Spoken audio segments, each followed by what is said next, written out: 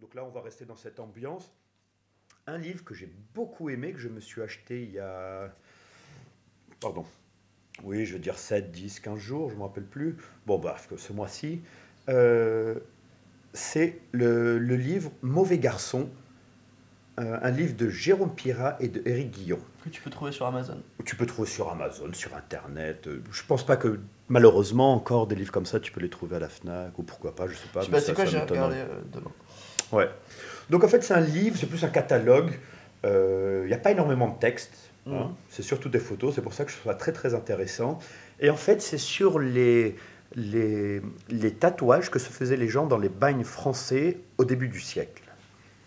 Donc c'est très intéressant parce que on est tous, on vient de parler justement de On ces parlait de tatouages l'époque, haute là, ouais, oui, mais ouais. on vient de parler, donc on est à peu près déjà dans la même époque. Américain, ouais. Toi, tu as parlé un petit peu plus du style américain, qui est très très connu maintenant, Sailor Jerry et tout ça. Et ça, c'est à peu près la même époque, mais en France. Et ça, c'est super. Donc c'est une autre C'est un truc culture qu'on et connaît c'est un moins. autre visuel, exactement, c'est très très intéressant.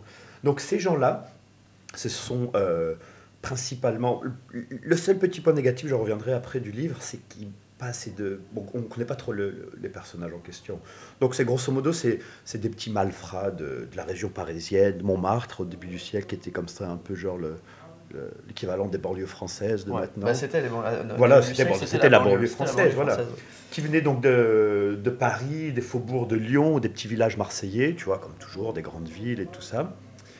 Et donc ces gens-là, s'ils faisaient quelque chose qui n'était pas autorisé par la loi à l'époque, ils étaient envoyés dans les bagnes français, dans les colonies d'Afrique du Nord, dont une qui est très très connue, c'est Biribi.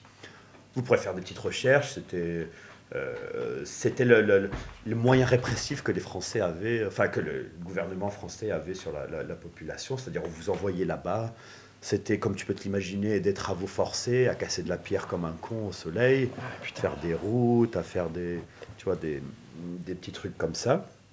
Et tu peux être sûr que ça calme quelqu'un, hein, de casser du caillou sous Surtout que 40 c'était pour degrés. des crimes qui se faisaient en France, à Paris. Ah oui. Tu volais une maison à Paris, tu te retrouves en Afrique à couper de la pierre. Oui, mais en Casser de 1900, la pierre, pardon. le Maroc, la Tunisie, l'Algérie, c'était la France.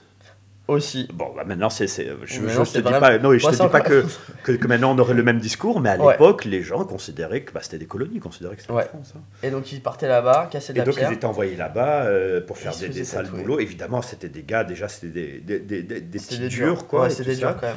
Et ils avaient une sale vie, donc leur seul moyen qu'ils avaient, si on veut, de s'exprimer ou quoi que ce soit, bah, c'était ça, ils se faisaient des petits tatouages et il n'y avait rien d'autre à faire. En plus, tu peux t'imaginer le type de tatouage, ça devait être avec une aiguille qui devait se passer entre 15 personnes. Une aiguille, une fourchette aiguisée, tu vois. Je sais même pas d'où devait sortir ça, mais ces trucs. Mais ils sont pas mal, hein. Donc oui, donc évidemment, c'est pas très très bien dessiné parce que c'est pas que les gens ne savaient pas dessiner, mais c'est le matériel à disposition qui était très très mauvais. Le matériel était pas le même. Mais tu as tout un univers iconographique qui est très très bien.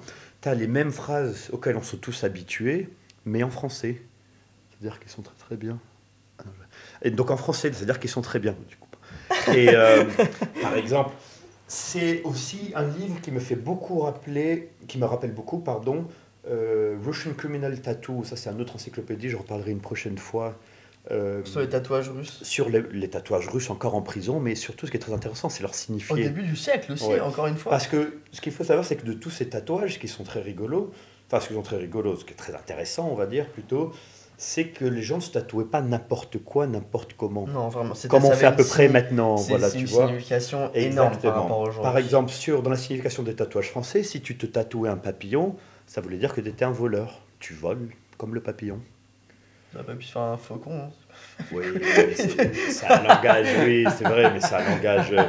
Mais tu t'identifies plus facilement aux papillons. Enfin, les faucons, t'en as jamais en ville, donc tu les trouves pas. Ouais, au papillon, moi aussi. Non, mais c'est Mais plus oui, pour je le vois ce jeu que de tu mots, veux dire. tu voles comme le Et papillon. il s'écrivait aussi des phrases Ouais. super intéressantes que j'aime beaucoup et que j'aimerais bien me faire tatouer, franchement.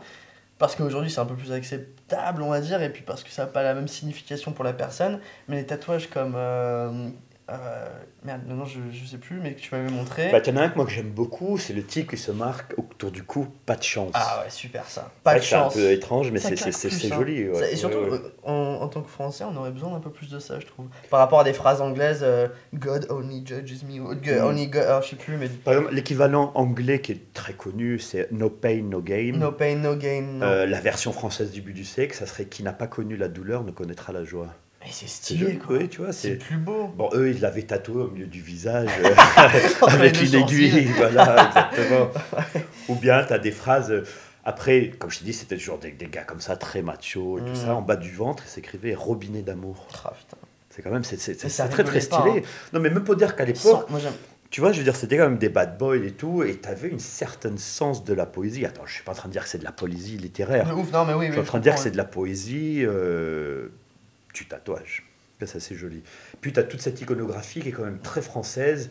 Je vous invite à regarder les dessins. C'est quand même, ça se rapproche un petit peu au comique, contrairement au dessin, ce qu'on pense du dessin américain. Et c'est vraiment pas mal. Ce livre aussi vous explique quelques-uns des tatouages. Mais très basiquement, hein, il va vous expliquer, voilà, si tu as des poignards, c'est parce que tu as été un petit peu dans ce monde-là de T'aimes bien truands. poignarder. Voilà, si tu as une tête de marlou, le marlou c'est l'équivalent des racailles de l'époque. Si tu as une tête de marlou tatouée, c'est justement c'est que tu étais un marlou. Si tu te mets robinet d'amour, c'est parce que tu es quelqu'un qui te considère un peu un don Juan. Ah ouais. Tout ça. Oui, oui. J'aimais beaucoup celui-là où c'était écrit. Il avait écrit autour du cou, je crois, ou sur le cou, sans patrie. Ouais. Oh là là. Ça, Quand tu ça, mets c'est sans dur, ouais. patrie, mec, c'est chaud. Bah, Ou, justement, dompté, c'était mais les pas gens vaincu. ouais, Oh là là.